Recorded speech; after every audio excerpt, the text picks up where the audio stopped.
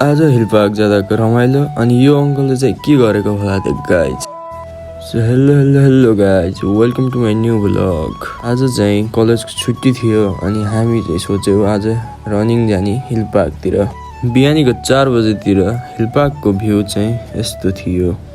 Hill park नपुग्दासम्म त मजाले गइन्छ मैले भनेको थिएँ। अहिले त रनिङ गर्दा गर्दा लास्टै नै गाह्रो भइरहेको छ। कति धेरै सिडी हो गाइज। हिल पार्क माथि टपमा त पुगिन्न त जति हिँडे पनि। अनि भ्यू चाहिँ एकदमै राम्रो आएको थियो। रुखहरूको बिचबाट बुटोलको दामी भ्यू देखिरहेको थियो।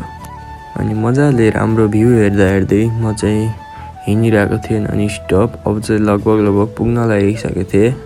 अनि अङ्कलले यस्तो गर्नुको रिजन चाहिँ स्वास्थ्यको फाइदाको लागि रहेछ गाइज। उहाँले त्यस्तै भन्दै हुनुहुन्थ्यो। अनि अङ्कलसँग त्यति कुरा गरेपछि हामी चाहिँ लाग्यो घरतर्फ। म चाहिँ साथीसँग गफ यसो गर्दै हिँडिरहेको थिएँ। अनि सबै साथीहरू चाहिँ हामीहरू रमाइलो गर्दै हिँडिरहेको थियौँ हिल पार्कदेखि तल घर जाने क्रम।